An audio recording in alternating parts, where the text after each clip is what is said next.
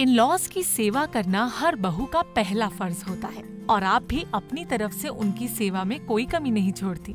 लेकिन फिर भी कई बार इन लॉज की जरूरत से ज्यादा फरमाइशें और उनकी फरमाइशों को अपनी शर्तों पर पूरा करने की शर्त आपके लिए एक सिरदर्द बन जाती है। क्या हो सकती है इसकी वजह? कहीं आपके इन लॉज डिमांडिंग नेचर के तो नहीं? हम लेडीज से कुछ कर रहे हैं एंड सडनली उन्होंने आवाज़ दे दी कि प्लीज़ गेट मी दिस, और if you are making something in the kitchen, your mother in law says ये नहीं ऐसा बना दो, your father in law says ये मेरी डिमांड है, why don't you cook this for me. So you know it is just with time that you get to know. कई बारी you are going out with your husband and you want to enjoy the evening, mother in law कहती है नहीं, I want this for my self. Why you going out? Why don't you give me some time for myself? So that is the time you will actually get to know कि आपके in-laws कैसे हैं। अगर आपको पता चलता है कि वाकई में आपके इन-लॉज काफी डिमांडिंग हैं और हर छोटी बड़ी चीज के लिए लगातार डिमांड करते रहना उनकी आदत है, तो आपको ज्यादा परेशान होने की जरूरत नहीं। बस इस बात का खास ख्याल रखें कि इसका जिक्र मायके या आस पड़ोस में किसी से भी ना करें। अगर आप अपने नेबर्स के साथ जाकर या किसी और से रिलेटिव्स के साथ जाकर भी अपने इन-लॉज के बारे में बात करेंगे तो you will give bad name to your own family, और ऐसा तो आप चाहेंगे नहीं कि लोग आपके बारे में भी उल्टा सीधा बोलें। क्यों? जब आप किसी के बारे में उल्टा सीधा बोलना शुरू करेंगे तो आप एक चैनल खोल देते हैं कि कल को वो भी आपके बारे में कंप्लेन और क्रिप कर सकते हैं, और यहाँ तक कि जो आप अपने इन-लॉज की चुगलियाँ उनसे कर रहे हैं वो आकर उनसे बात कर सकते हैं। इससे आपके रिलेशनशिप्स अपने इन-लॉज के साथ भी ख़राब हो जाएंगे।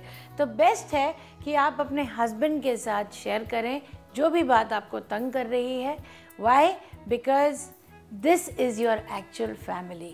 कुछ लोग आदत से ही डिमांडिंग नेचर के होते हैं। उन्हें हर काम में नुक्स निकालना अच्छा लगता है और दूसरे इंसान से थोड़ी थोड़ी देर में डिमांड करते हुए सेवा कराते रहने में उन्हें बहुत मजा आता है। उन्हें ऐसा लगता है कि घर में बहू आने का मतलब है कि वो 24/7 उनकी सेवा करने के लिए है और किसी भी सूरत में आपके लिए उनकी डिमांड्स को पूरा करना जरूरी है। ऐसे में आपके लिए बेहतर होगा कि अगर आप उनकी डिमांड्स को पूरा नहीं कर पा रही हैं, तो आप उन्हें डायरेक्टली किसी भी चीज के लिए मना ना करें।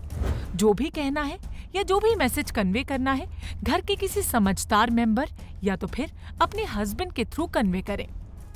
अगर आपके इन-लॉज अनकाइंड हैं आपके साथ, तो आपको उनके साथ काइंडनेस जो है बतानी है, which means that you have to always work with them in a manner जहाँ आप डिसरिस्पेक्टफुल ना हो उनके साथ। Give them respect. ये याद रखिए, जो लोग अनकाइंड हैं उन्हें काइंडनेस की सबसे ज़्यादा ज़रूरत है, तो आप उस काइंडनेस को हमेशा उनकी तरफ दें। Keep respecting them always. दूसरी बात, आप अपना एटीट्यूड चेंज करिए, विच मीन्स कि आप अपने आप को चेंज कर सकते हैं, किसी और को नहीं चेंज कर सकते।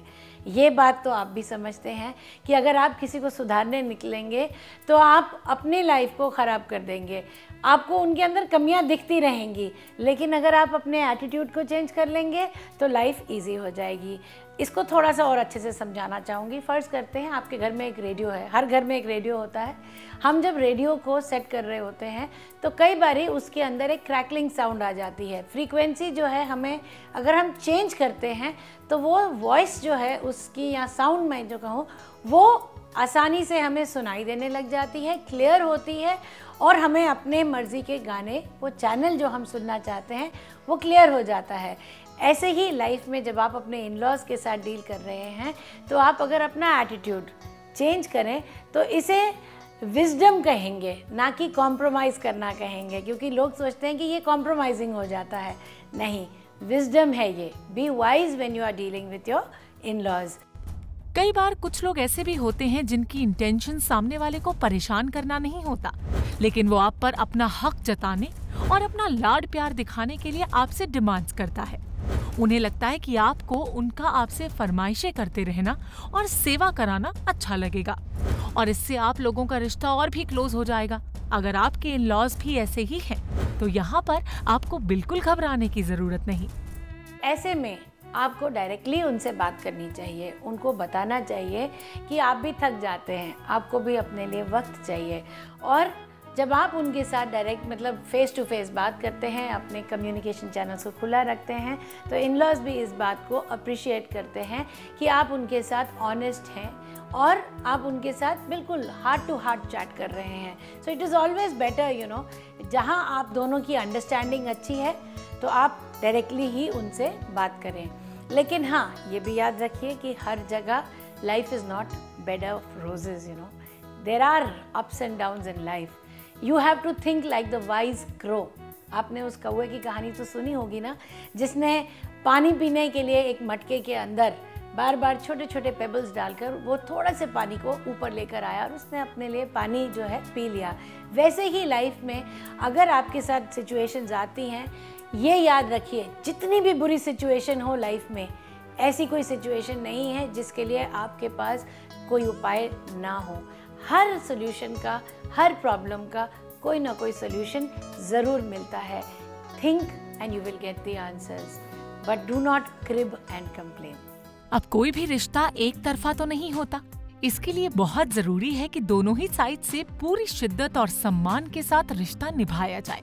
यानी जहाँ बहू को अपने इन-लॉज को पेरेंट्स की तरह ट्रीट करना चाहिए, वहीं इन-लॉज का भी ये फर्ज बनता है कि अपनी बहू को बेटी मानते हुए उस पर गैर जरूरी चीजों की डिमांड करके बोझ न डालें और उसके आराम का भी ख्याल रखें, जिस तरह से आप अपनी बेटी का रखते हैं. हमेशा एक दूसरे को रिस्पेक्ट दें, टॉन्ट ना करें एक दूसरे को, ताने ना मारें एक दूसरे को. You know, that is very wrong. It is essential that whenever you are talking to each other, that respect should always be maintained. That is the most important part of life. You know, this will actually help bridge, you know, build up a bridge between the in-laws and you. But taunting, all the time pulling each other's leg, all the time demanding is not going to get you anywhere. Same is the case with the daughter-in-law. If she is expecting from her in-laws, you know, that is also not right. According to the age, if they can do something, why not? मांगिए उनकी मदद. रिश्ते तभी अच्छे लगते हैं जब तक उनमें अपनेपन का एहसास और अनकंडीशनल लव बना रहता है. लेकिन अगर रिश्ते में डिमांड्स का बोझ शामिल हो जाए तो जल्द ही रिश्ते भी बोझ बनने लगते हैं और ये रिश्ता सिर्फ नाम का ही रह जाता है. इसलिए कभी भी अपने रिश्तों में डिमांडिंग ना हो.